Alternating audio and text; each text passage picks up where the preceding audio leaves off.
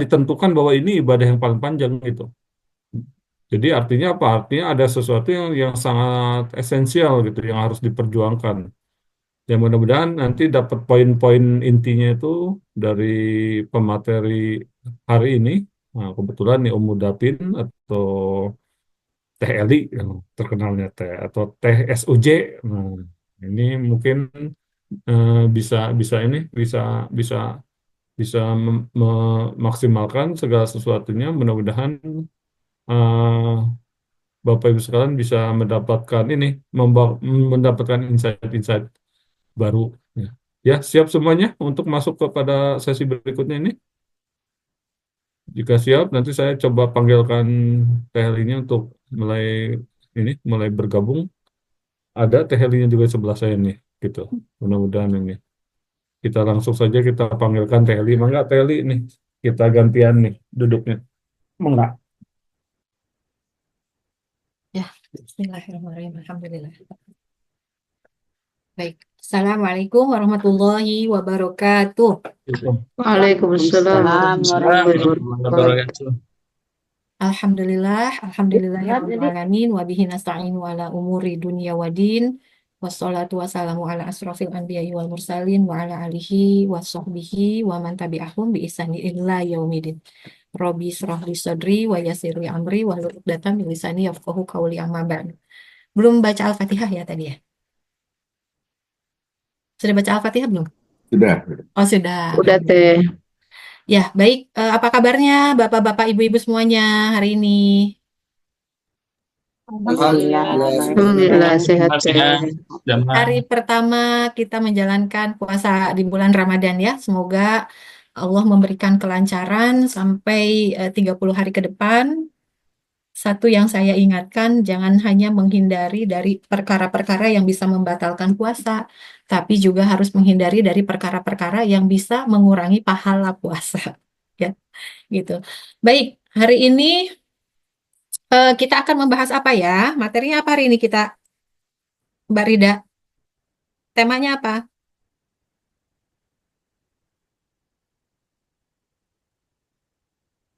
Temanya hari ini untuk Konsep menikah, Mbak. konsep pernikahan ya. Insya Allah. Ini sebenarnya materi yang harus didapat di awal-awal sebelum menikah. Tapi baru kita bahas sekarang ya. Setelah berapa tahun menikah? Paling lama berapa tahun? Patria. Patrira berapa tahun Patrira? 34 tahun. Masya Allah. Semoga kita-kita semua bisa sampai ya. eh, sehidup. Sehidup apa? Sehidup seapa Pak? Sehidup segembira. Surga. Sehidup sesurga. Kalau sehidup semati, satu hidup, satu mati. Pisah dong. Mudah-mudahan kita bisa sehidup sesurga. Nah, sebenarnya gini, saya sih yakinlah ya, insya Allah ibu-ibu semuanya sudah tahu lah mengenai konsep pernikahan, tapi tidak ada salahnya kembali kita memurojaah, mengingatkan kembali mengenai eh, apa ya namanya, hmm, apa sih sebenarnya pernikahan itu? Karena gini. Coba saya tanya dulu sebelum masuk ke materi ya. Siapa di antara ibu-ibu semua yang dalam perjalanan pernikahannya memiliki jadwal mutabaah secara apa ya namanya? Punya waktu berdua ngobrol sama suami mengenai pernikahan ini, pernikahan kita udah sampai mana, apa aja kekurangannya, apa yang harus diperbaiki dan lain sebagainya. Punya jadwal khusus nggak? Atau jalan aja pokoknya gitu, jalan aja. Terus di pertengahan jalan ada yang nggak sesuai, kesel gitu, gitu nggak? Atau gimana nih? Siapa yang punya waktu khusus untuk kemudian membahas mengenai pernikahannya? Punya nggak waktu? Karena segala sesuatu itu kan harus gini, segala sesuatu itu kan harus diperiksa ya, kayak apa namanya di review gitu loh. Punya nggak ibu-ibu bapak-bapak waktu seperti itu nih, yang udah nikahnya katanya udah lama banget, atau dibiarkan aja berjalan begitu saja? Hah? Gimana? Ada sih, Bu, tapi Ah, nggak rutin gitu. Kadang-kadang kita cuma pillow talk gitu aja. oh, Masya Allah, iya, iya karena pernikahan itu isinya komunikasi ya, isinya itu ngobrol gitu. Ya baik, kita langsung aja ya. Jadi begini,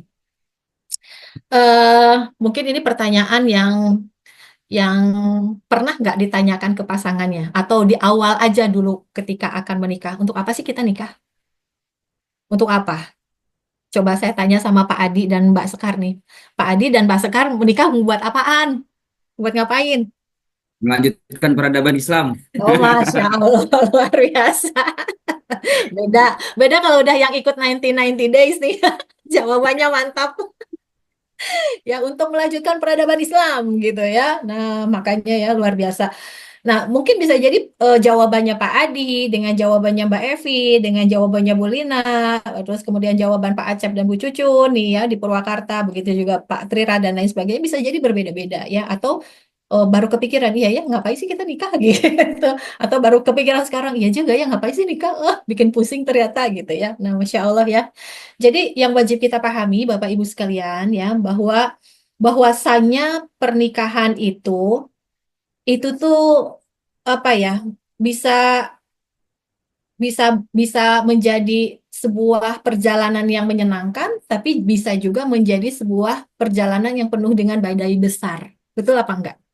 Atau kadang-kadang lautnya tenang, kadang-kadang ada ombak kecil, tapi tidak jarang mungkin ombaknya gede banget gitu ya. Nah, kalau saya ibaratkan, kalau boleh saya ilustrasikan ya, pernikahan itu kalau boleh diilustrasikan itu ibarat bunga mawar ya. Kalau saya selalu menggambarkan pernikahan itu bagaikan bunga mawar yang indah, yang kalau dilihat itu menyenangkan dan mungkin bisa jadi mengeluarkan bau harum. Bagi orang-orang yang belum menikah, pengen segera menikah, kayaknya enak ya menikah. Jadi ada begini-begini dan lain sebagainya. Apalagi mungkin kita menyukai seseorang gitu ya. Tapi yang sering tidak dilihat ya, yang di balik indahnya mawar itu sebenarnya ada duri tajam yang siap melukai tangan kita. Betul nggak? Di balik keindahan, kayaknya asik, menikah, jadi punya pasangan, bareng-bareng terus 24 jam, seolah-olah begitu kan kalau belum menikah ya. Apalagi kita sudah jatuh cinta pada seseorang, lu pengen banget cepat menikah, kayaknya seneng, dia kan orangnya baik, dia orangnya pengertian, dan lain sebagainya. Nah, melihatnya kan begitu aja, kayak kita memandang sebuah, apa namanya, sebuah mawar gitu. Padahal sebenarnya di balik itu ada duri-duri tajam yang bisa melukai tangan kita setiap saat. Betul nggak?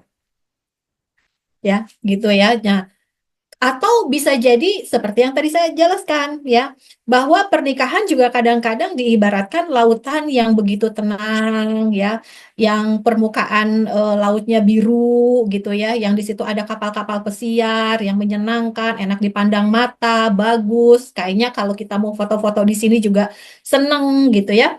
Tapi jangan salah, di balik ketenangan laut itu juga terdapat karang-karang dan juga apa ya namanya, bisa karang, bisa ombak yang bisa setiap saat merobek kapal yang sedang kita tunggangi.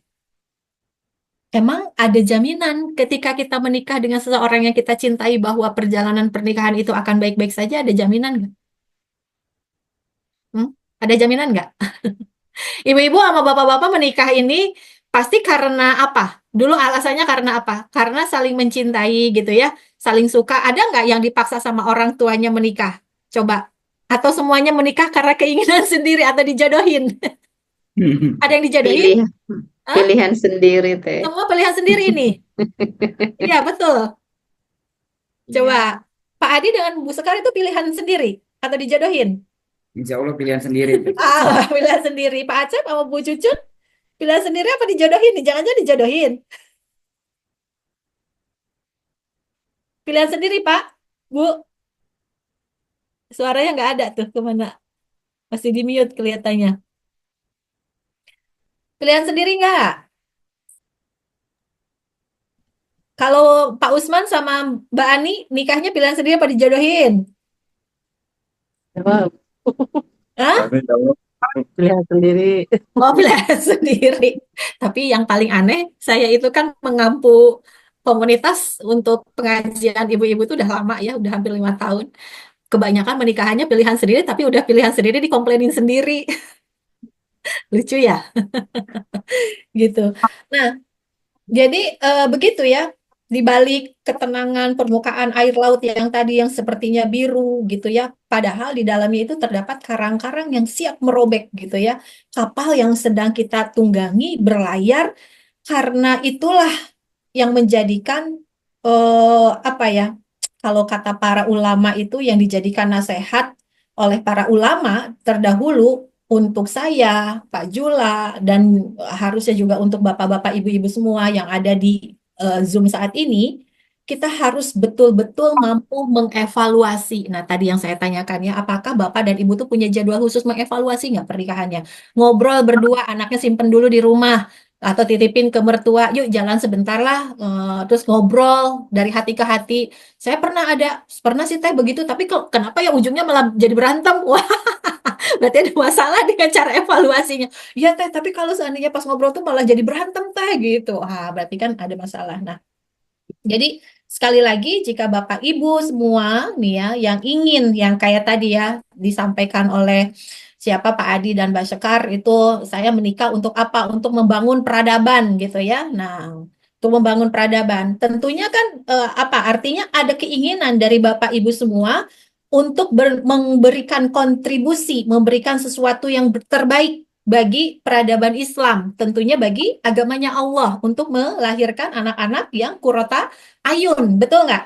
Ya, untuk melahirkan anak-anak kurota ayun dan lain sebagainya. Nah, tapi kemudian kita sering mendengar ya, bahkan ada ya dalam polling itu berdoa, Robbana hablana min azwajina wa dzurriyyatina qurrata ayun waj'alna lil muttaqina imama. Tapi qurrata ayun itu apa?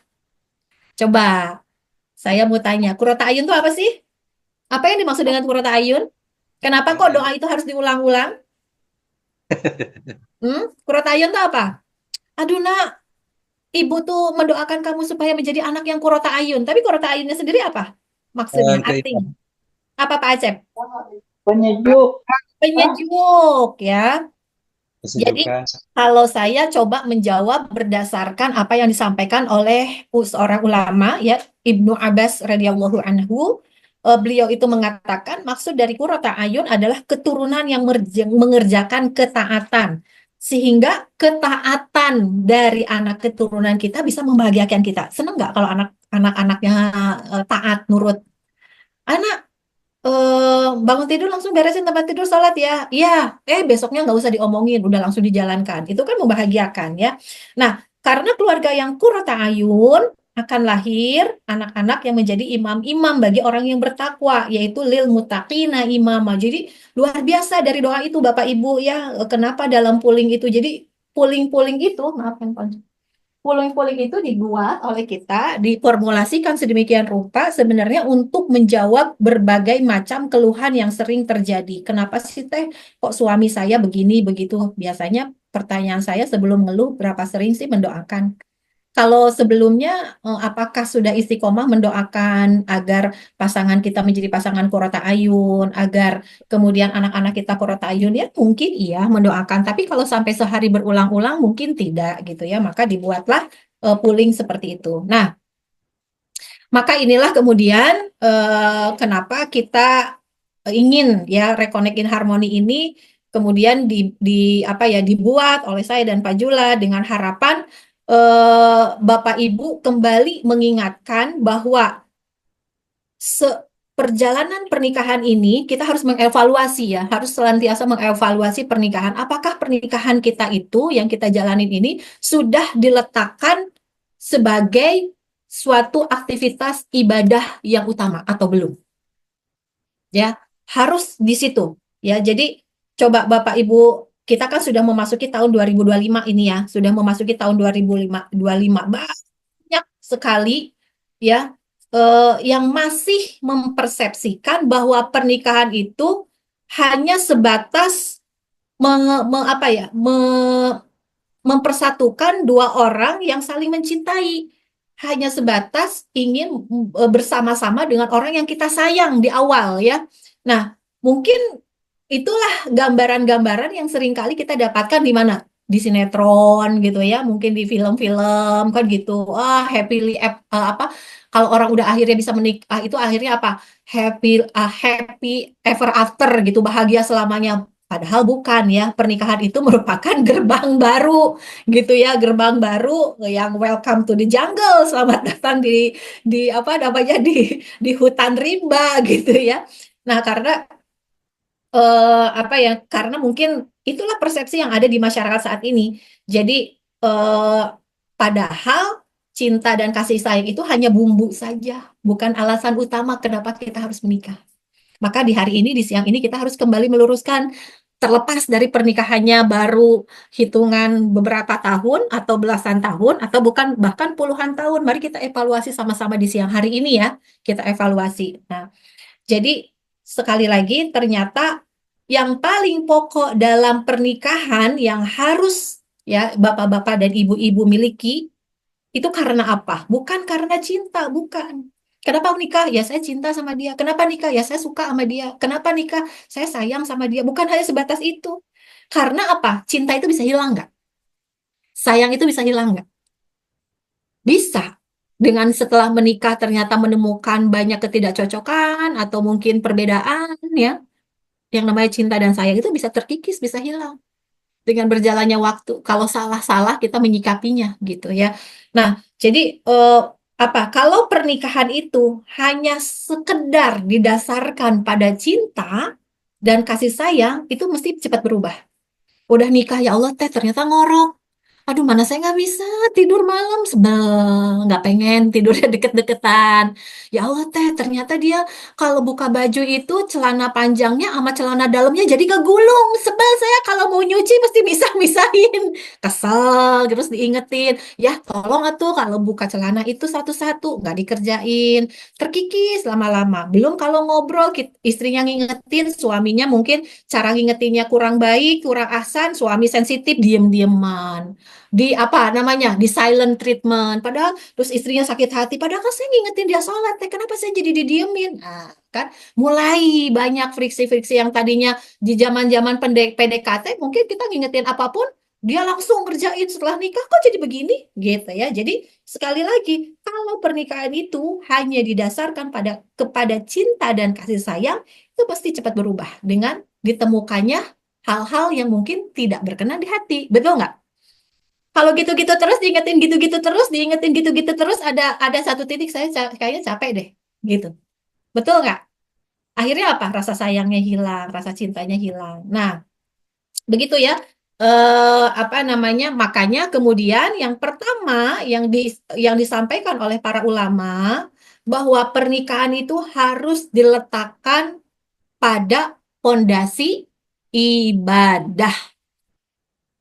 Nggak peduli baru nikahnya 1 bulan, baru nikahnya 1 tahun, belasan tahun ataupun puluhan tahun, ya tetap yang namanya pernikahan itu harus diletakkan pada fondasi yang namanya ibadah. Nah, nanti kita bahas ya ibadah itu seperti apa. Tapi kembali Bapak Ibu sekalian di sini ya, bahwasanya Bapak Ibu sekalian itu haruslah mengevaluasi bukan cinta dan bukan kasih sayangnya aja gitu ya. Kalau masalah cinta dan sayang mah coba deh, pernah nggak ibu-ibu melihat atau mungkin membaca penelitian negara-negara mana yang paling banyak tingkat perceraiannya? Ada yang tahu nggak? Yang paling banyak tingkat perceraian itu negara mana? Korea, India, Amerika, Eropa, atau Indonesia? Yang paling tinggi tingkat perceraiannya, dia tahu nggak? Pernah nggak lihat?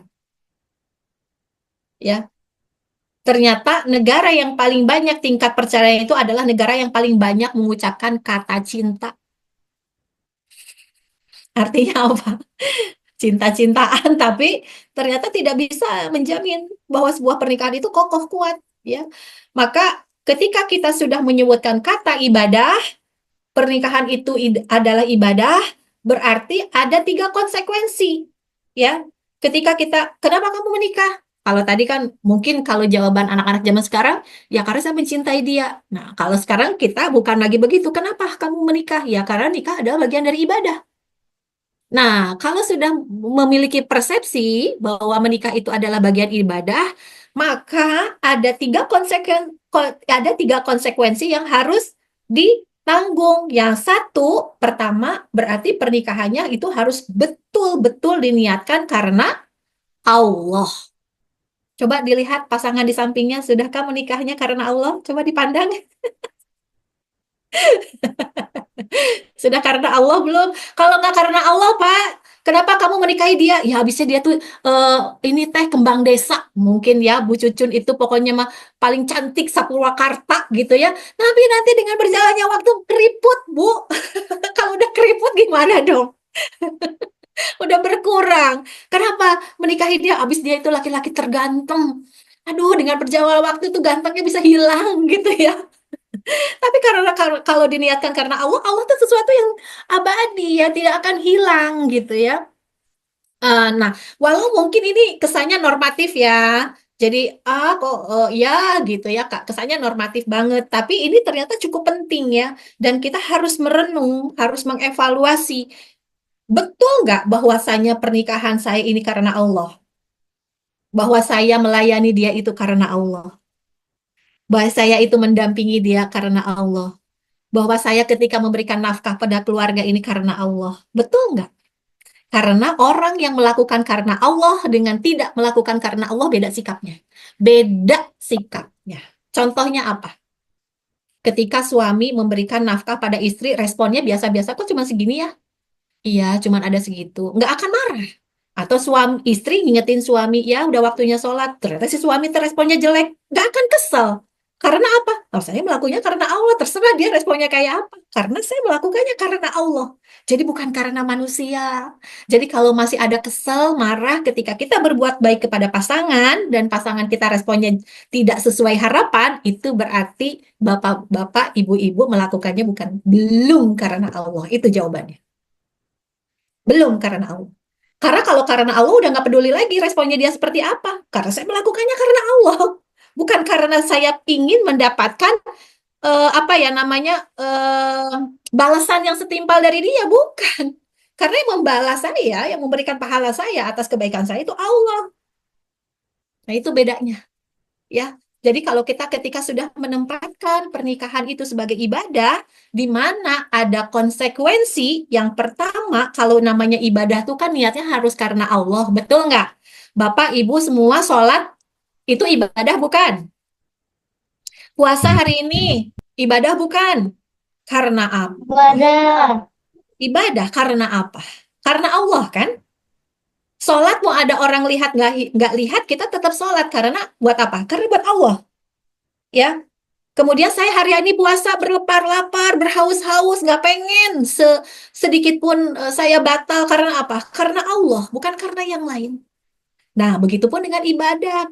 Ketika menikah, kita tempatkan sebagai aktivitas ibadah. Maka apapun yang terjadi di dalamnya, sekalipun itu mungkin belum tidak sesuai harapan, karena menjalankannya karena Allah, maka nggak ada yang namanya curhat-curhat. Nggak akan ada sedih-sedih klub. Ya terserah, pokoknya saya melayani dia karena Allah kok. Dia responnya baik atau tidak, dia membalas atau tidak, bukan urusan saya. Karena saya melakukannya semata-mata karena Allah Subhanahu wa Ta'ala. Ya, jadi mm, seperti itu ya Bapak Ibu semua. Nah, eh, cobalah Pak, Bu, saya menyarankan ya sekali-kali nih para istri, suami itu sekalian itu coba duduk bareng ya. Coba sekarang nih yang berpasangan-pasangan, coba dipegang tangannya. Nggak batal kok, pegang tangan nggak batal. Nggak batal. Silahkan dipegang, coba tangannya. Saya pengen lihat, mana ini? Ayo Bu Asmi, sudah? Wis, mantap. Pak Adi dan Bu Sekar, sudah?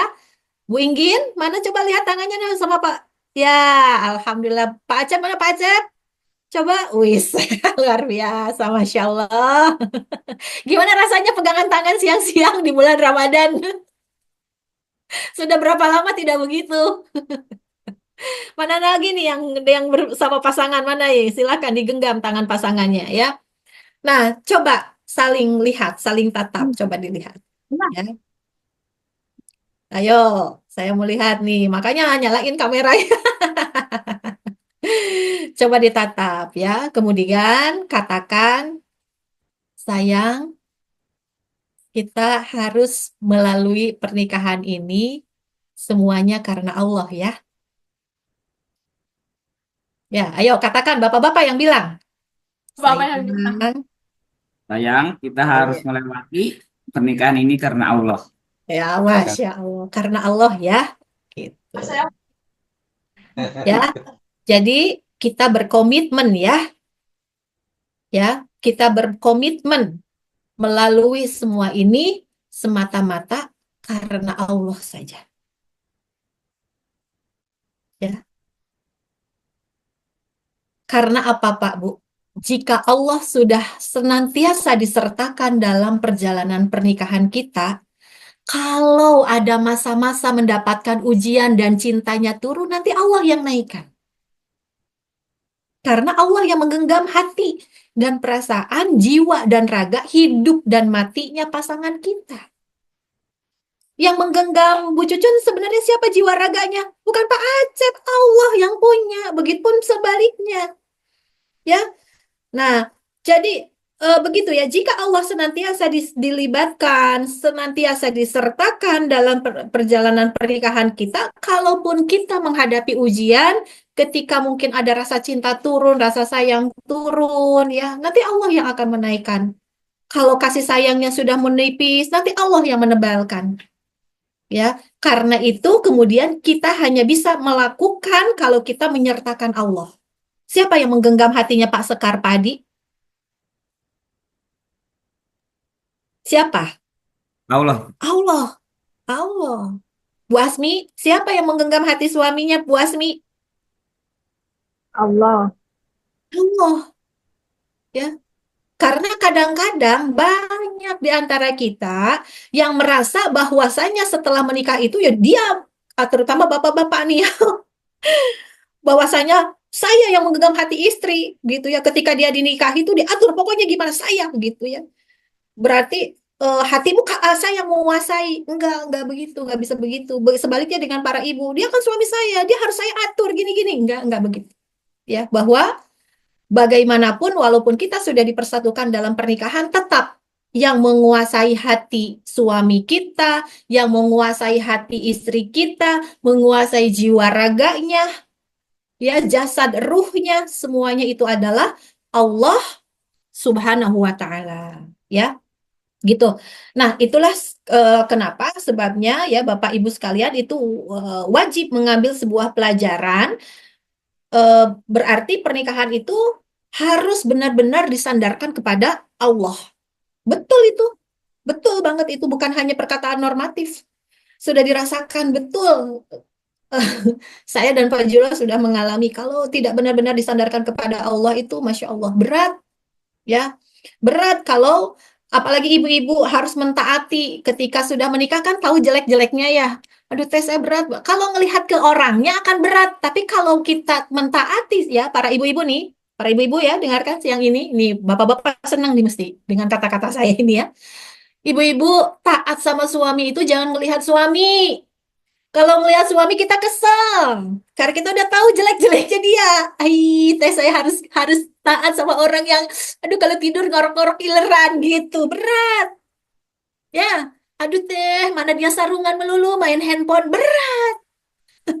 Tapi ketika kita mentaatinya, karena kita ingat sama siapa yang memerintahkan kita untuk mentaati dia, yaitu Allah Subhanahu wa Ta'ala, maka itu bisa mengobati atau meringankan rasa beban di dalam hati. Ya Allah, dah engkau yang nyuruh saya taat sama makhluk ini. Mau gimana lagi?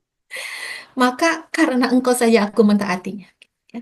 Jadi ya gitu ya. Jadi ketika mentaati sama bapak-bapak ketika harus beri ayah, ya Allah teh, ini istri saya emang dablek ini dikasih tahu. Ya tapi kan Allah yang memerintahkan ku anfusaku wa aliyakum naron ya.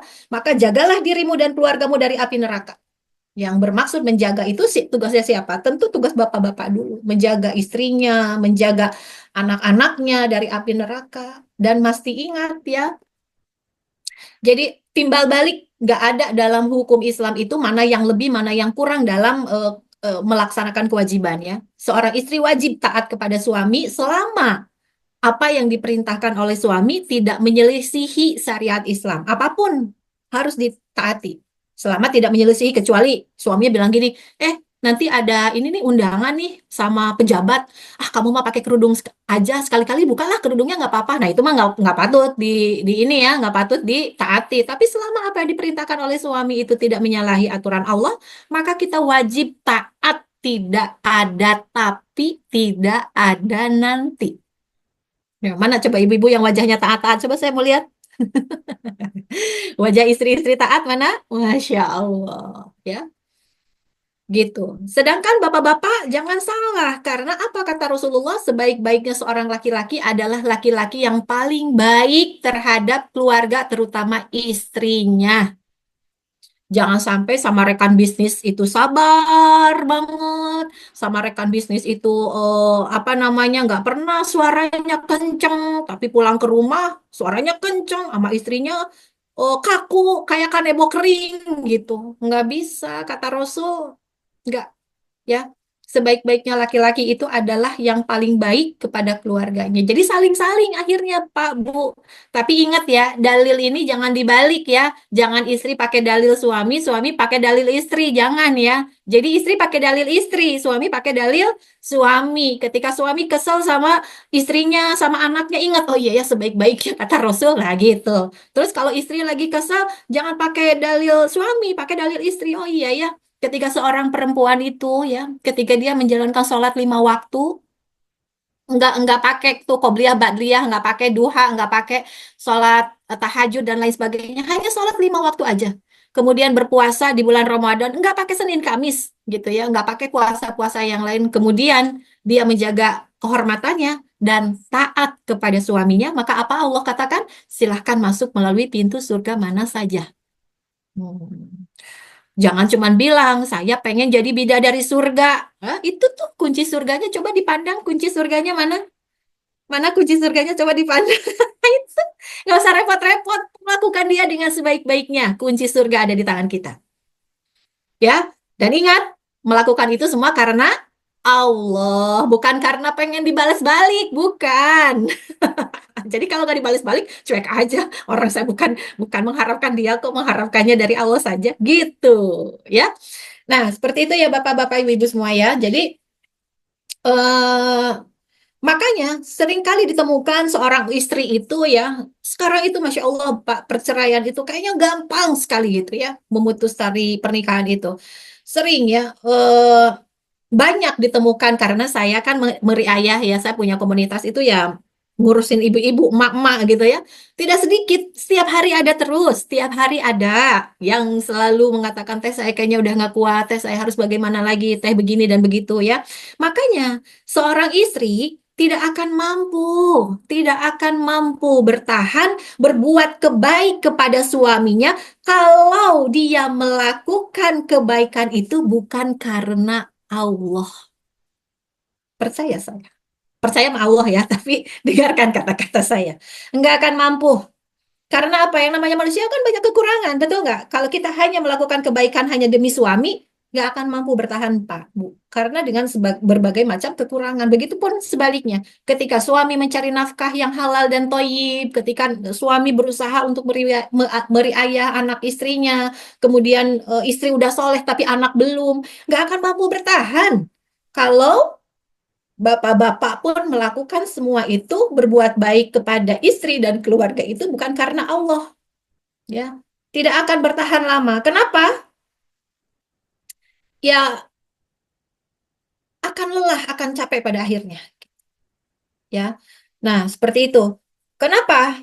Banyak istri itu juga sudah tahu bahwa ridho suami itu adalah pintu tengahnya surga, tapi kenapa kok sering lupa gitu ya? Masih sering lupa gitu ya. Karena seringkali ya itu ketika istri berbuat baik kepada suami yang diharapkan adalah timbal balik. Itu udah saya selama bertahun-tahun apa ya, memegang berbagai komunitas gitu ya, komunitas kajian, komunitas rumah tangga dan lain sebagainya, yaitu hanya sekedar ingin mendapatkan timbal balik dari manusia. Tapi lisannya mengatakan saya berbuat baik, saya taat karena Allah, enggak, akan beda responnya. Ya, akan beda responnya. Jadi sekali lagi, berbuat baik suami kepada istri, istri kepada suami, bukan hanya mengharapkan timbal balik dari pasangan, ya. Karena apa? Karena pasangan itu tetap manusia yang terkadang mungkin nggak peka. Saya tadi pagi sempet itu. Kadang-kadang Pak Jula tidak peka, tuh saya jadi kesal, tuh saya mikir lagi. Ah, iya ya kan karena Allah ya, terus ngapain saya harus marah? Udah, jadi akhirnya nggak jadi marahnya gitu. Nggak jadi keselnya. Walaupun udah agak tegangan tinggi, gitu, tapi pikir lagi. Nah, ketika kita meletakkan seluruh aktivitas kita, ya terutama dalam menikah itu karena Allah, marahnya pun nggak akan lama. Ada marah, karena kita kan manusia, betul nggak? Ada kecewa, namanya kita manusia kan, kita bukan malaikat. Tapi ingat, kita juga bukan setan. Ya, tapi ketika kita meletakkan dasar pondasi pernikahan, dasar pondasi kita memperlakukan pasangan, memperlakukan anak itu karena Allah, ketika pun kita kecewa, itu nggak akan lama. Nggak akan sampai berhari-hari. Paling ya 5 menit. Habis itu astagfirullah, oh iya ya, kenapa ya saya harus kecewa? Ah ya, udah maafin aja. Ya udah akhirnya hari itu bisa berjalan dengan menyenangkan lagi. Tidak sampai diam-diaman berhari-hari gitu. Nah, makanya yang ikut program ini dijagain ya. Kalau mau marah-marahan, aduh gimana ya, mau tidur kan saya harus salam-salaman lagi sama dia, harus berwangi-wangi, kan? Akhirnya nggak bisa tuh marahnya lama-lama ya, karena udah dijagain pakai puling, gitu ya. Makanya Masya Allah ya, makanya kita tahu nggak ibu-ibu ya, eh, masih inget nggak nih, terutama yang udah nikah lama nih, saya mau tanya sama Pak Trira nih. Pak Trira, masih ingat nggak Pak, ketika Bapak sudah melakukan ijab kabul, kemudian Ibu sudah menjadi halal, Bapak masih ingat nggak? Aktivitas yang pertama kali, sunnah yang pertama kali Bapak lakukan tuh apa? Ingat nggak? Apa Pak Trira? Udah nih, sah, sah, ya sah, dah. Alhamdulillah, udah ijab kabul ya. Nah, masih ingat nggak sunnah seorang laki-laki setelah mensahkan, menghalalkan seorang perempuan itu apa? Yang harus dilakukan. Masih ingat nggak Pak Tira? Sunnahnya itu yang nggak tahu saya. Kalau ingat sih paling cium kening. Maksud saya. Ya, jadi, ayo siapa yang masih ingat? Ya, masih ingat nggak nih? Nah, betul Pak Trira mencium kening. Ya, betul. Jadi, ingat ya, nih saya ingatkan lagi nih, Masya Allah nih, ini sesi yang seru nih, makanya ya mesti hadir. Pak Usman, cium kening istri nggak setelah dihalalkan? Atau langsung cium-cium yang lain? Ayo, masih ingat nggak? Ya, setelah laki-laki ijab kabul, ya, kemudian dinyatakan sah oleh para saksi, gitu ya, maka disunahkan. Jangan langsung ngapa-ngapain, wah asik gitu ya. Tapi apa yang disunahkan? Masih ingat nggak? Jangan-jangan nggak dilakuin nih. Aduh, kalau nggak dilakuin, saya paksa dilakuin siang ini ya. Apa yang disunahkan? Menghampiri istrinya yang baru saja dihalalkan, dicium keningnya, dipegang kepalanya, dan juga dada sebelah, boleh sebelah kiri atau sebelah kanan. Ada yang masih ingat doanya apa? Ayo, bapak-bapak masih ingat doanya apa? Nggak baca doa. Baca doa, ya pantesan. Terjawab sudah, terjawab sudah. Ya, ayo, Bu Asmi didoain nggak waktu itu? Atau cuma dipegang keningnya terus pura-pura gitu, kunyem-kunyem-kunyem gitu, padahal dia nggak ngedoa dan nggak hafal doanya. Nggak tahu, perlu ditanyakan nih.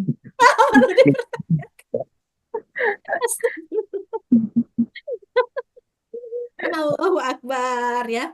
Nih, tapi Pak Bu, saya dan Pak Jula tidak hanya, Pak Jula mendoakan itu tidak hanya ketika pertama kali beliau menghalalkan saya. Beliau tetap melakukan setiap hari sampai dengan hari ini.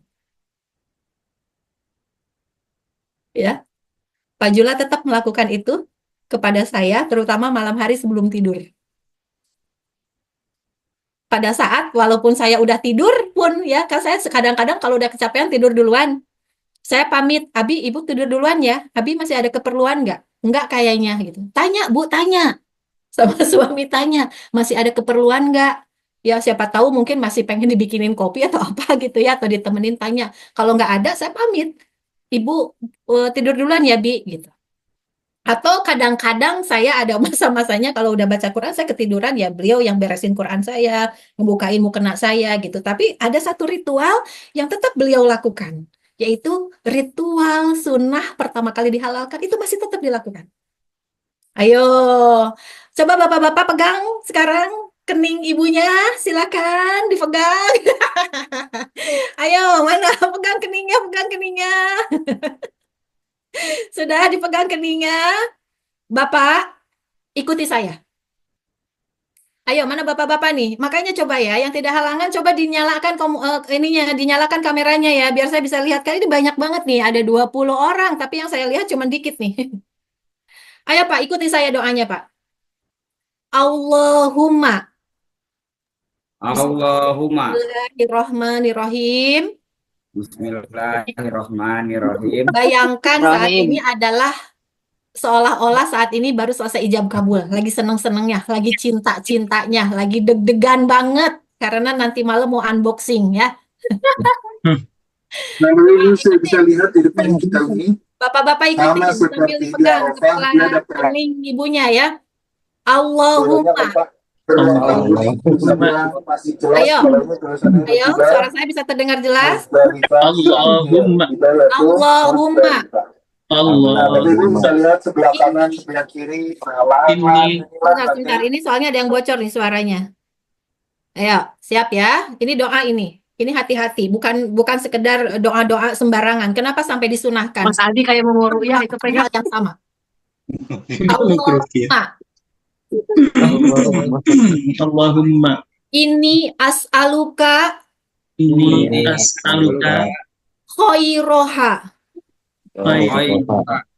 wa khairu ma jabalta alaiha wa khairu ma jabalta alaiha wa a'udzu bika wa a'udzu bika min sarriha min sarriha wa syarri ma wa syarri ma jabalta alaiha.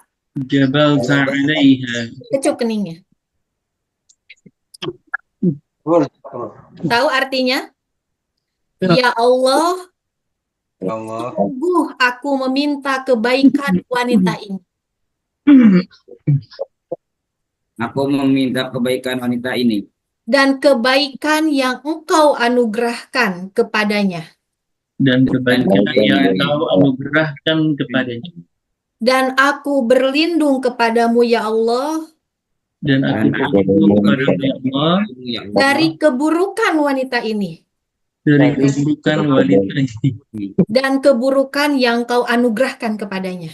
Dan keburukan yang Engkau anugerahkan kepadanya. Makanya jangan heran kalau bapak-bapak sering diomelin sama ibunya, sama istrinya, nggak pernah minta sama Allah akan kebaikan-kebaikannya dan tidak pernah minta berlindung kepada Allah akan keburukan-keburukannya. Itu disunahkan. Rasulullah menikahi seluruh istri-istrinya kecuali Khadijah karena belum keluar ya syariat ini, semuanya melakukan hal itu. Dan Pak Bu, bapak-bapak terutama nih hafalin. Coba tiap malam, kan dipuling ya. Sudahkah Anda pakai baju bersih, baju wangi, cium? Sekalian Pak, lakukan itu. Itu Pak Jula lakukan pada saya. Makanya saya nggak, kalau marah sama Pak Jula nggak bisa lama, karena udah sama pawangnya didoain tuh tiap malam. Ya, catat ya. Jadi Allahumma inni as'aluka khairoha wa khairu ma jabaltaha alaiha wa a'udzubika min syarri ma wa syarri ma jabaltaha alaiha. Ya Allah, ya kalau nggak hafal bahasa Arabnya nanti coba saya minta Pak Jula untuk share di grupnya Ikhwan ya. Hafalkan Arabnya, kalaupun tidak bisa pakai bahasa Indonesianya. Allah maha paham. Ya Allah, aku minta, sungguh aku minta kebaikan wanita ini dan kebaikan yang Engkau anugerahkan kepadanya, dan sungguh ya Allah, aku berlindung dari keburukan wanita ini dan keburukan yang Engkau berikan padanya. Tiap malam. Coba ini yang udah nikah puluhan tahun. Yang udah nikah belasan tahun. Pantes atuh ya berantem terus, panas-panas terus. Panas kipas sayang pakai doa gitu. Ya, kipas pakai doa, minta sama Allah karena kebaikan dan keburukan yang ada pada diri seseorang itu tidaklah akan muncul kecuali karena Allah sudah mengizinkannya. Ya, jadi ingat ya, mulai nanti malam siap ya, dipraktekan ya. Lagi kesel-kesel siangnya ya Allah, tapi kan nanti malam harus doain. Ah, nggak jadi tuh berantemnya ya, tidurnya akhirnya peluk-peluk gitu ya. Nah, kenapa sih dalam Islam itu ada praktek sunnah seperti ini ya? Ketika bapak dan ibu selesai menikah, selesai ijab kabul dinyatakan sah gitu ya oleh apa para apa namanya saksi dan lain sebagainya. Kemudian untuk mencium kening istrinya dan berdoa semacam doa yang tadi, maka ini ada filosofinya. Ya, filosofinya itu apa? Hikmahnya itu apa? Ya, itu pelajaran bagi kita bahwa kita ini, Pak, ini tolong dengarkan kalimat ini baik-baik, ya. Ini filosofinya apa? Bahwa kita ini tidak mungkin mampu untuk kemudian bapak-bapak ya, tidak mungkin mampu mengendalikan seorang wanita yang baru saja kita halalkan kecuali karena pertolongan Allah. Ya Allah teh, kenapa ya istri saya tuh galak banget gini? Ya minta itu sama Allah. Ternyata habis ijab kabul nggak pernah dijalankan. Ngedoain Robana Hablana nggak pernah juga. Gimana? Rumah tangganya panas terus. Jauh lah harmonis-harmonisnya ya. Gitu.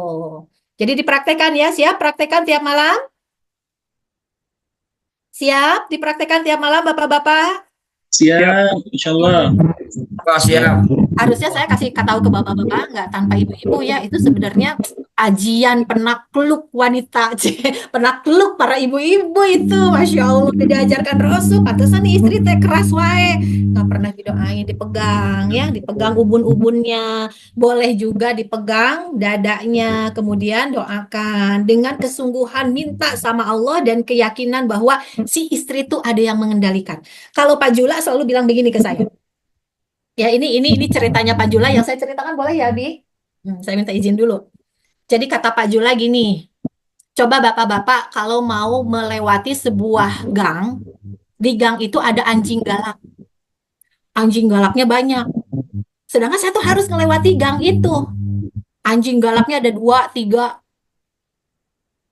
Coba, apa yang harus bapak-bapak, ibu-ibu lakukan? Apa yang harus bapak-bapak lakukan? Bapak harus melewati satu gang, mau pergi ke satu tempat, beli obat lah katakan. Ya penting banget nih. Tapi pas di gang ada anjing, anjingnya galak. Apa yang harus Bapak lakukan? Ibu Bapak-bapak lakukan? Dilemparin anjingnya satu-satu. Hah? Atau ditembakin?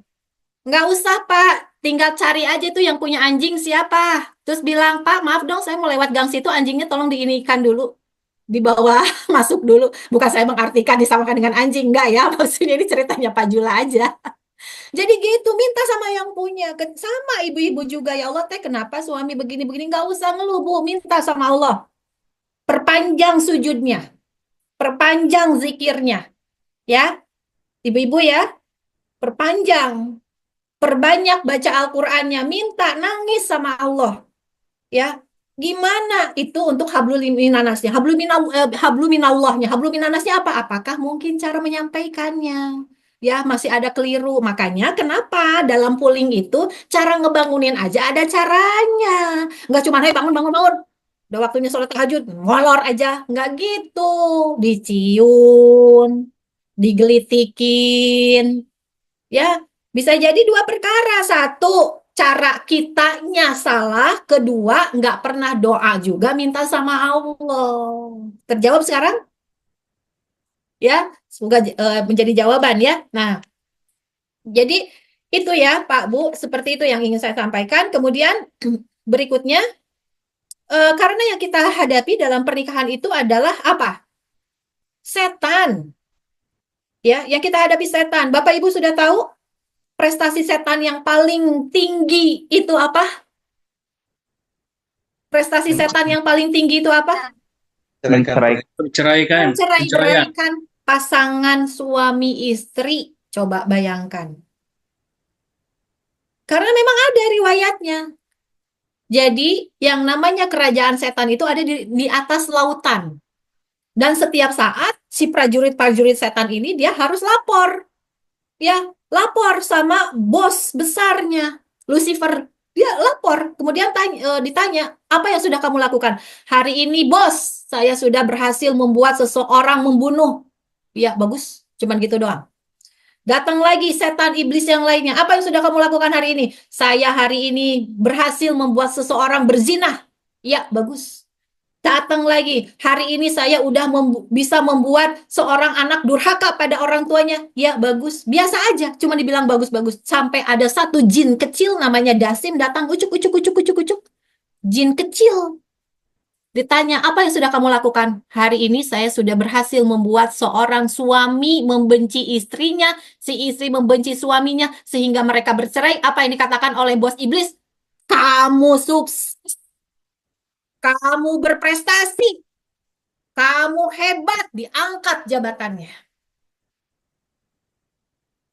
Jadi prestasi iblis yang paling tinggi itu bukan membuat seseorang makan riba, seseorang membunuh, seseorang berzina, seseorang durhaka, bukan. Tapi membuat suami istri saling membenci dan punya keinginan bercerai dan akhirnya bercerai. Itu adalah prestasi yang paling tinggi. Pak, Bu, kira-kira iblis berlomba-lomba untuk mendapatkan itu enggak? Pasti. Karena ketika dia berhasil melakukan itu, dia akan naik jabatannya, Pak, Bu. Akan menjadi iblis yang terhormat di kalangan para iblis. Ya. Jadi bapak-bapak, ibu-ibu semua yang ada di dalam ruangan ini, ada 20 pasangan, ini target. Semuanya menjadi, nah itu yang harus disadari. Saya target iblis ini. Saya nggak mau bikin iblis berprestasi. Saya nggak mau bikin iblis tertawa terbahak-bahak. No, tidak. Maka pondasi pernikahan harus disadari bahwa ini adalah ibadah, bahwa ketika saya bercerai-berai ini saya memberikan peluang kepada iblis untuk berprestasi, disitulah kita harus benar-benar menyadari hal itu. Maka harus senantiasa dievaluasi, Bapak Ibu ya. Dievaluasi, kita tuh udah sampai mana sih nih pernikahan? Ini ada yang salah nggak ya? Kenapa ya kok belakangan ini saya Pak Bu, kalau saya lagi kan perempuan bener nggak nih ibu-ibu ada masa-masanya suka bad moodnya jelek, betul nggak? Ya, nggak, pokoknya nggak ada alasan tiba-tiba kayak pengen marah-marah aja gitu, semuanya serba salah gitu. Suka begitu nggak Bu, Pak? Mungkin karena capek, mungkin karena kurang tidur. Pernah nggak begitu? Pernah. Sering. Ada yang bilang sering. Kalau sering jangan ya, itu harus diruqyah itu kalau keseringan. Nah, kalau saya itu ngomong, ketika mood saya jelek, saya bilang sama Pak Jula, Abi, ibu tuh kayaknya lagi rungsing. Beliau tuh hafal banget. Bi, kayaknya hari ini ibu rungsing. Rungsing, tahu rungsing? Kalau orang Sunda tahu ya? Apa? Rungsing apa rungsing? Ayo nih. Iya, kayak pengen marah-marah gitu, kayak lagi nggak happy gitu, lagi nggak seneng hatinya. Ya, saya, ibu-ibu, ya, coba pandang suaminya. Coba pandang suaminya. Ayo dipandang. Ayo, dilihat. Ayo, Bu Cucun, ayo dipandang Pak Acep. Nah, gitu, dipandang. Ya, ketika suami istri saling memandang, itu Allah sedang memandang kalian dengan penuh kasih sayang. Ayo dipandang. Coba lihat, itu suami ya, bukan dukun yang bisa nebak perasaan ibu-ibu, bapak-bapak semua. Hmm? Suami saya nggak pengertian, ngomong. Maunya apa? Bilang. Bener nggak, Pak? Bener nggak, Pak? Tuh. Ngomong dari Nah, makanya ini harus dua-duanya ya. Jadi saya selalu bilang, Abi, kayaknya hari ini ibu lagi rungsing deh, hati ibu lagi nggak enak. Maka respon bapak-bapak apa? Jangan gitu, kamu mah baper. Nah, itu juga salah. Bisa tambah rungsing istrinya. Tahu kalau Pak Jula apa? Ya udah naik motor yuk. Cuma sekedar itu. Seneng nggak ibu-ibu? Jajan cilok, jajan es serut, jajan pisang goreng, keluar sebentar.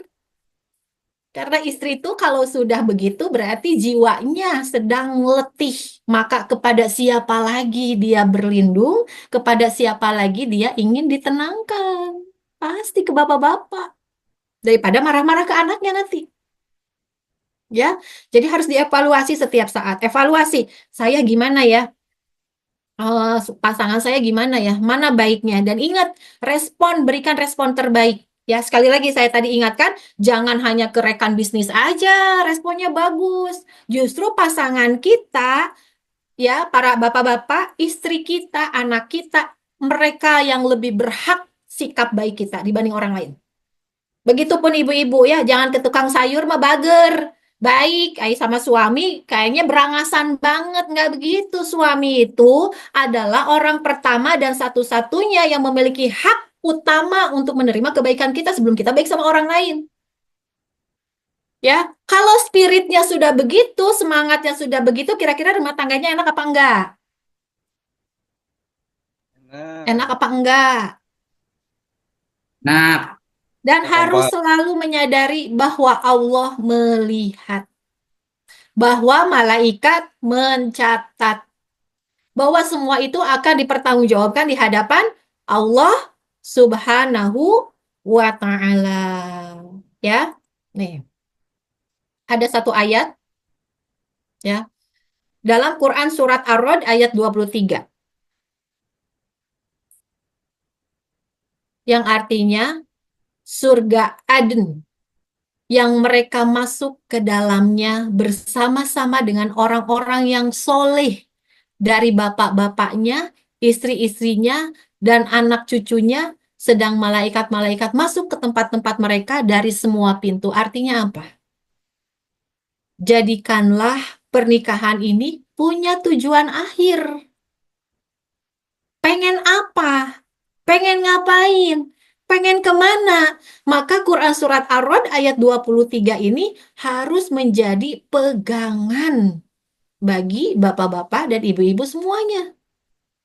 Ya, harus jadi pegangan utama. Ketika mau marah, ketika mau kesal, ketika mau jengkel. Ya Allah, saya punya cita-cita ya, pengen masuk surga bareng-bareng. Aduh, masa iya sih? Saya harus dikalahkan hawa nafsu. Ya, ketika ada sesuatu yang mengecewakan, ingat lagi bahwa Allah itu ketika mencintai seorang hamba, dia kasih ujian. Oh iya, berarti ujian ini tuh bisa jadi tiket ke surga, nggak jadi marah. Jadi harus eling. Ya, Bapak Ibu, siapa di antara Bapak Ibu yang menjadikan ayat ini sebagai visi pernikahannya? Ada? Saya dan Pak Jula hanya mengambil satu ayat dari ribuan ayat, yaitu ayat ini. Ketika akan menikah, ini ya pegangannya. Ini ya pegangannya. Ini ya dalilnya. Ketika menghadapi ujian, ingat ya dalil ini. Ingat ya tujuan kita. Harus punya. Karena kalau seseorang tidak punya tujuan, ya akan luar peor kemana-mana kalau kata orang Sunda. Saya ditanya contohnya, Pak Usman, naik kereta mau kemana? Nggak tahu atuh mau kemana. Loh, gimana? Terus gimana? Mau naik yang mana? Ya, yang mana aja lah. Nggak jelas gitu. Akhirnya, ya terkatung-katung. Kalau kata orang Sunda, kabawa, sakaba-kaba. Ya kemana, bisa kemana aja. Naik gitu. Ntar ada, pemberhentian, turun. Terus naik lagi, nggak jelas tujuannya. Tapi kalau ketika akan pergi, Pak Usman mau kemana naik kereta? Oh, saya mau ke Bandung. Jelas ke Bandung. Kalaupun salah naik kereta, ganti kereta, tetap tujuannya ke Bandung. Betul nggak? Keretanya nggak ada lagi mogok, ya udah ganti pakai bis, tetap tujuannya ke Bandung. Bisnya di tengah jalan, bannya bocor, ya udah turun lagi naik Grab, tetap ke Bandung. Jelas tujuannya mau ke Bandung. Sehingga apapun yang terjadi dalam perjalanan menuju Bandung, ya sudah, saya tetap aja balik treknya ke Bandung. Nggak akan ke mana-mana. Nah, pertanyaannya, sudahkah menetapkan bersama-sama, saling terus mengingatkan, ingat ya, pernikahan kita karena Allah, dan pernikahan ini ujungnya adalah agar kita bisa sama-sama masuk surga. Jadi ketika ada masalah dengan pasangan, ngingetinnya, kan mau ke surga bareng, ayo atuh, gitu. Oh iya ya. Oh, makasih ya udah diingetin. Kita juga belajar untuk merespon dengan respon baik, dengan ucapan baik.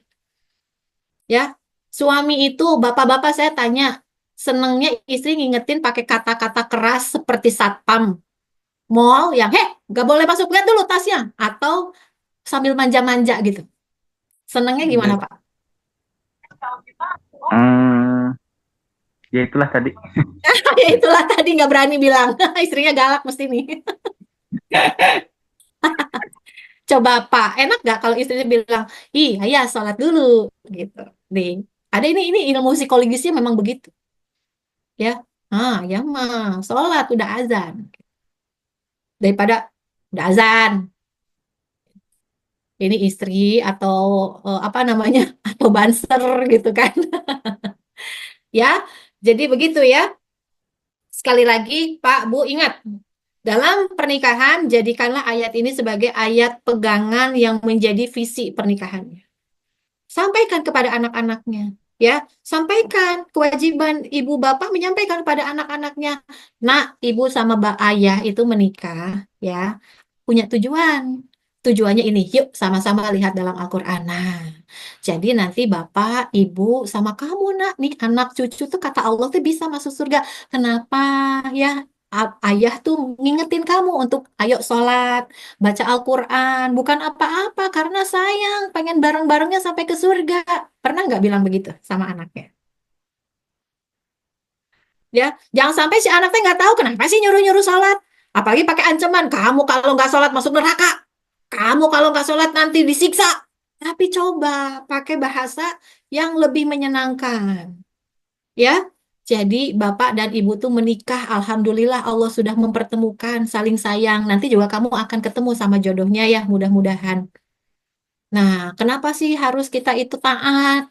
Kenapa harus sholat? Karena ini nih, kata Allah itu ternyata kita tuh bisa sama-sama masuk surga. Tapi syaratnya ini nih, masuk ke dalamnya bersama-sama dengan orang-orang yang solih. Jadi kalau seandainya kamu nggak solih, kita nggak bisa sama-sama nah masuk surga. Betapa sedihnya ayah dan ibu kalau kita berpisah.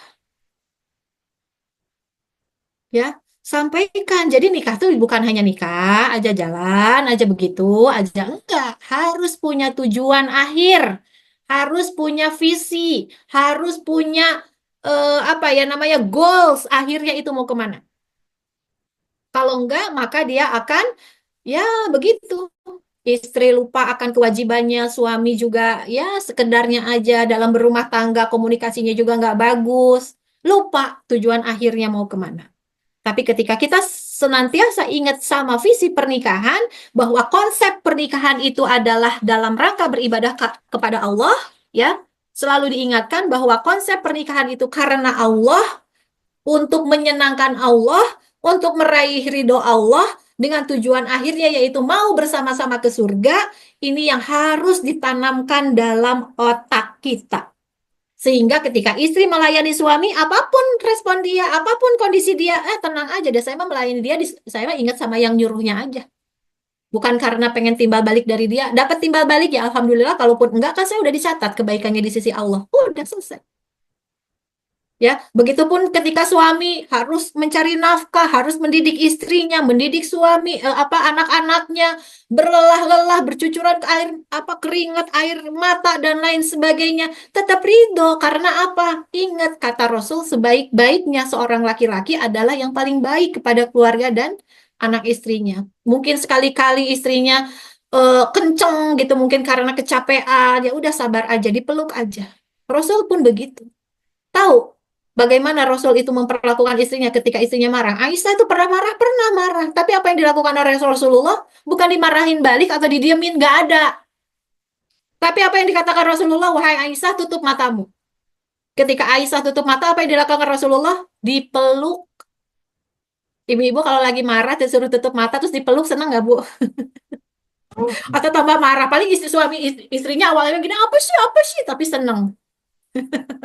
Apa sih peluk-peluk? Aku kan lagi marah, tapi senang sebenarnya. Ya, jadi begitu ya.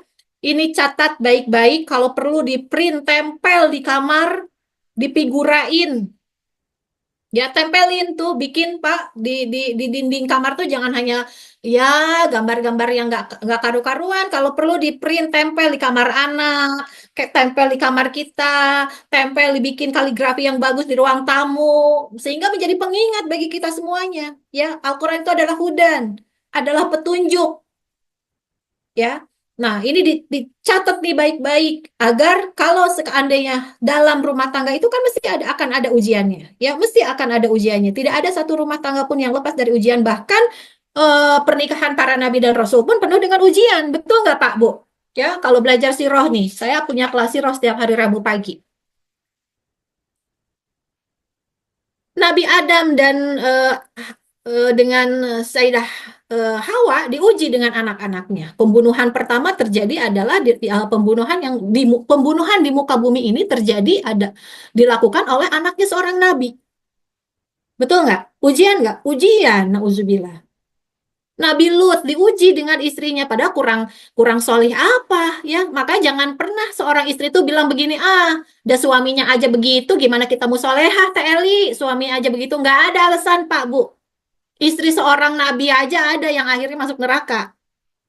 Betul nggak? Jadi nggak ada alasan. Artinya kesolehan kita jangan disandarkan kepada manusia. Karena itu pilihan kita. Ya. Kemudian ada nggak sebaliknya? Seorang perempuan soleh tapi suaminya nggak soleh? Ada. Asia. Coba bapak-bapak sejelek-jeleknya, nggak solihnya ada yang melebihi Fir'aun? Nggak ada. Gimana-gimana ya suami kita masih nggak seberapa dibanding dengan kejahatannya Fir'aun yang ngaku dia sebagai Tuhan. Tapi ketika suaminya modelan Fir'aun, istrinya bisa tuh masuk surga. Ya, bahkan dikatakan nanti Asiyah dan Maryam itu di dalam surga itu akan dinakahkan dengan Rasulullah. Jadi nggak ada alasan. Saya sebagai istri teh gimana musolehah, suaminya aja begitu nggak ada alasan, Pak, Bu, nggak ada alasan. Atau sebaliknya susah teh saya sebagai suami istri aja begitu nggak ada alasan. Ya, kita bisa masuk surga dengan apapun kondisi pasangan kita.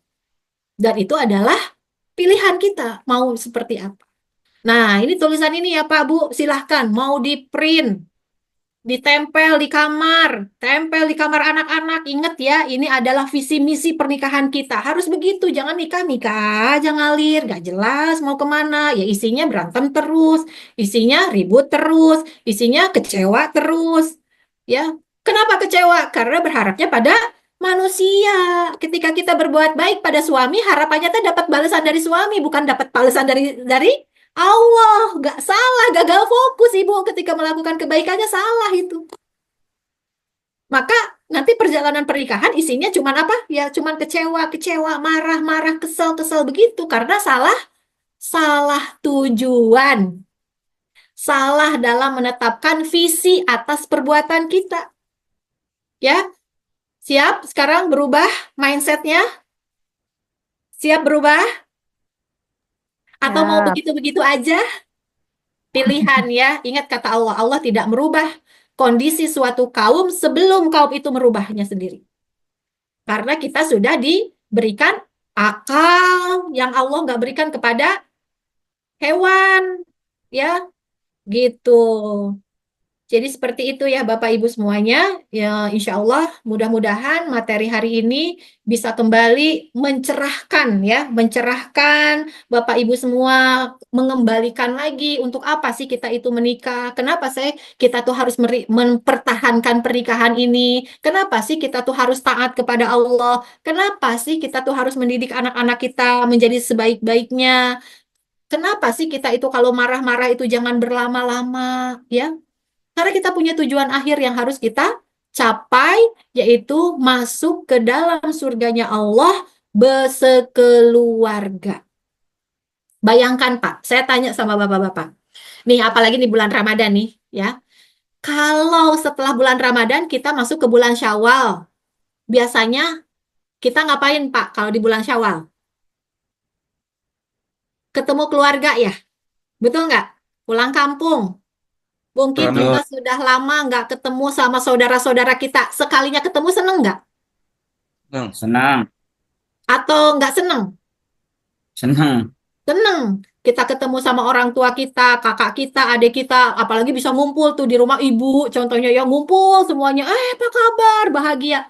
Reunian. Kebayang nggak reunian di dalam surga? Gimana rasanya? Ketika kita masuk ke dalam surga, ya Allah, mana istri saya ya Allah? Mana anak-anak saya ya Allah? Mungkin kalau ibunya yang duluan sampai ke surga, saya selalu bilang sama Pak Jula, Abi, kalau Abi tuh duluan masuk surga, tungguin ibu di pintu ya. Tungguin ya, Bi. Kalau ibu sampai duluan, ibu juga mau nungguin Abi kok.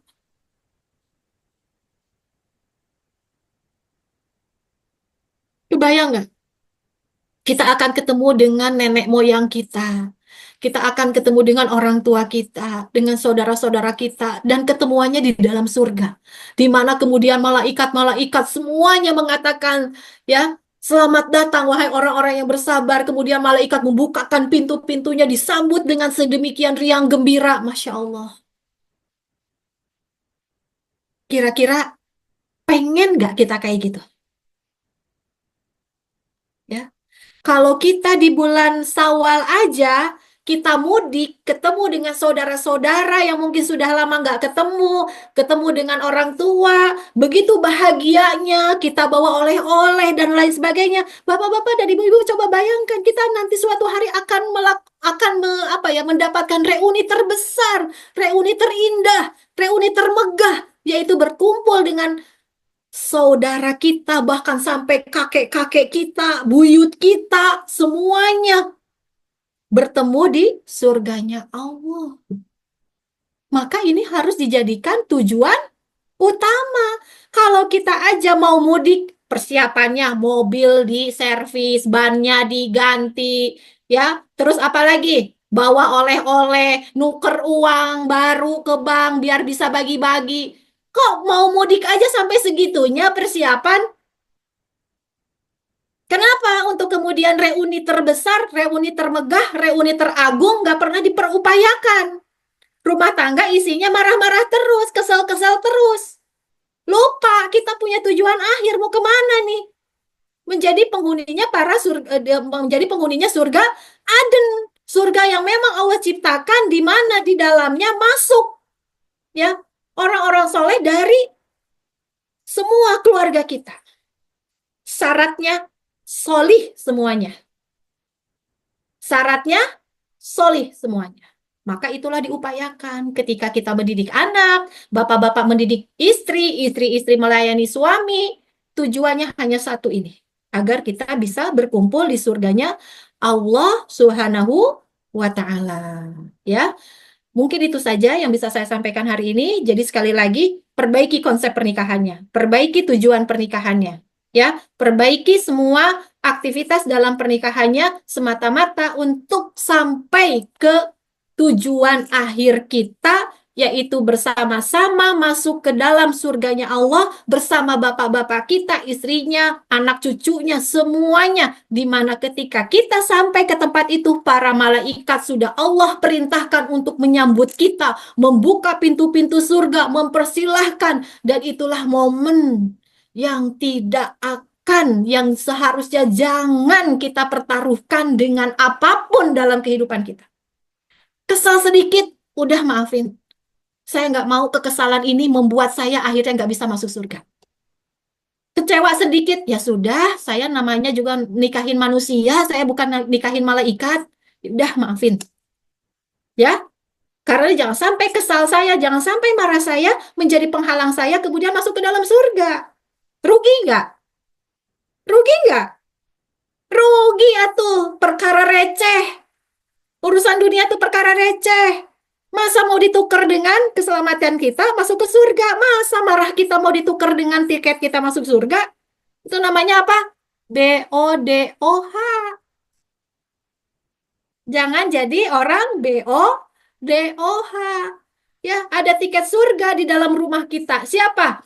Istri kita adalah tiket surga suaminya, suami juga adalah tiket surga bagi istrinya. Maka genggamlah tiket surga itu dengan sebaik-baiknya, layani dengan penuh ketulusan semata-mata karena Allah Subhanahu wa Ta'ala. Ya, baik itu saja mungkin yang bisa saya sampaikan siang ini. Kurang dan lebihnya mohon dimaafkan. Masih ada waktu kurang lebih sekitar 7 menit. Kalau ada yang mau bertanya silakan raise hand. Ada yang mau bertanya? Ada yang mau bertanya? Kenapa mukanya termenung semua? Ini lapar atau tertampar? Ini kok mukanya kayak, hah Eh, gitu. Ini karena menahan lapar atau merasa tertampar dengan materi hari ini? Ayo ngaku. Dua-duanya lapar. teh. Ya, ya Allah, iya ya, nikah sekian lama kenapa ya kok nggak pernah mikir ke situ. Makanya kalau ibu-ibu yang ikut kajian dengan saya, tuh siapa nih di sini yang ikut kajian saya setiap hari Selasa pagi itu ada Mbak Evi, ada Bu Amel, siapa lagi yang ikut kajian saya setiap hari Selasa? Itu saya tuh galak, bener nggak? Galak kan? Galak. Baca Al-Quran dengan artinya. Tiap hari, sehari berapa kali diingetin? 3 kali ya, ada nasihat 3 waktu. Pagi-pagi diingetin, siang diingetin, sore diingetin. Gitu Bu kerjaannya saya, Bu. Nih, nyentilin ibu-ibu ini nih yang ikut kajian tiap Selasa. Jadi saya tiap hari Selasa pagi jam 8 sampai jam 10 itu ada kajian. Alhamdulillah sudah berjalan 5 tahun. Kalau mau ikut silakan ya. Terus tiap hari Rabu pagi saya ada kelas Sirah Nabawiyah. Karena kita harus belajar, Bu, dari katanya mau masuk surga. Ya kita belajar dari para penghuni surga. Sekarang sedang membahas apa? Ayo, Mbak Amel, lagi bahas apa di kelas Sirah? Teli. Hah? Istri Rasulullah. Sedang membahas apa di kelas Sirah? Ke Siti Khadijah, Teh. Siti Khadijah tuh Khadijah belajarnya itu. aja ke Siti Khadijah langsung. Siti Khadijah tuh ngapain aja sih gitu. Kan mau jadi penghuni surga ya belajar dari penghulu surga. Nah, sekarang lagi membahas tentang Siti Khadijah. Ada juga saya kelas bahasa Arab. Saya ngajar bahasa Arab setiap hari Rabu juga gitu. Karena bahasa Arab itu bahasa Islam. Orang Islam harus bisa berbahasa Arab ya gitu. Silahkan kalau ada yang mau ikut bisa dihubungi ya. Jadi ini cuman kalau ikut kajian saya harus siap-siap digalakin ya. Digalakin. Suruh baca Al-Quran, suruh taat sama suaminya, suruh baik sama anaknya gitu. Ya, gitu. Baik. Masih ada waktu 5 menit. Ada pertanyaan? Silahkan. Ada yang mau tanya? Atau masih memproses pikirannya? Ya Allah, ya juga ya, ya Allah, kemana aja ya.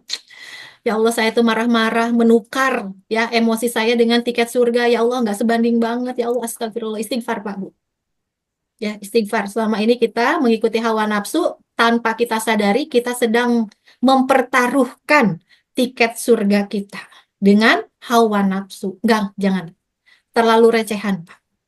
Ya. Jadi ingat-ingat tadi ya. Silahkan di print tuh, bikin bingkai yang bagus, tempel di rumah ya. Siap nggak? Ya, ini PR. PR ya. Nanti kalau sudah bikin foto kirim di grup. Teh sudah teh saya print, saya bingkai. Ayo, jangan cuma pasang-pasang gambar-gambar yang hiasan-hiasan. Print, bikin kaligrafi yang bagus. Tempel di rumah, ruang tamu kalau perlu. Sehingga kalau ada apa-apa ingat lagi ke situ. Ingat lagi, ya Allah, saya punya tujuan akhir. Saya punya visi besar. Harus bisa masuk surga sama-sama. Ya, maka ketika suami mau keluar rumah, lihat tulisan ini. Oh, saya harus cari rezeki yang halal dan thoyyib. Karena kalau ada rezeki yang nggak halal, saya terhalang dari situ. Istri ketika capek nyapu, oh tapi kan tujuan akhirnya surga. Nantilah saya mau istirahatnya di surga aja. Nggak apa-apa, bersih-bersih rapper. Jadi semangat gitu. Siap? PR ya, PR. Jadi silahkan print atau mau kalau ada rezeki beli kaligrafi saya tapi tulisannya itu biasanya kan kalau kaligrafi tulisannya apa? Ayat kursi ya. Nah, sekarang itu tuh Quran surat Ar-Rod ayat 23. Biasanya kan ayat kursi. Biasanya apalagi yang ditulis Al-Fatihah. Ada juga yang besar banget itu Yasin gitu ya. Tapi coba saya minta sama ibu-ibu semua print atau beli kalau ada rezeki lebih beli kaligrafi tulisannya Quran surat Ar-Rod ayat 23 tempel di rumah. Jadikan itu sebagai pengingat diri kita. Ya, pengingat diri kita bahwa kita punya tujuan besar yaitu masuk ke dalam surga bersama-sama sekeluarga. Ya, nanti jangan lupa kalau sudah silakan difoto, kirimkan ke grup. Nanti Mbak Rida tolong di ini ya, tolong dicatat siapa yang sudah kirim, siapa yang belum. Karena gini, suatu ilmu itu tidak akan menjadi apapun kalau tidak langsung kita praktekkan Bapak Ibu. Ya, tidak akan ilmu apapun tidak akan pernah menjadi amal soleh kalau kita menunda melakukannya.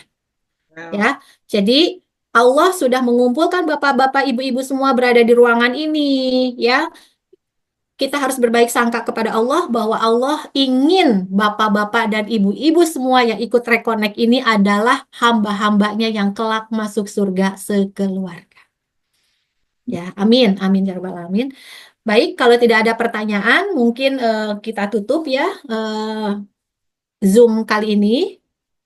Insya Allah kita bertemu lagi pekan depan nanti dengan serinya Pak Jula ya, akan lebih seru lagi dengan serinya Pak Jula. Jadi luangkan waktunya, apa namanya, siapkan tekad saya harus hadir tepat waktu ya, gitu. Baik, mungkin ada yang mau disampaikan dari Pak Trira atau yang lain? Pak Trira, barangkali ada yang mau disampaikan? Langsung ditutup saja. Baik, kalau tidak ada, mari kita sama-sama membaca hamdalah, Bapak-bapak, Ibu-ibu semua. Alhamdulillahirobbilalamin.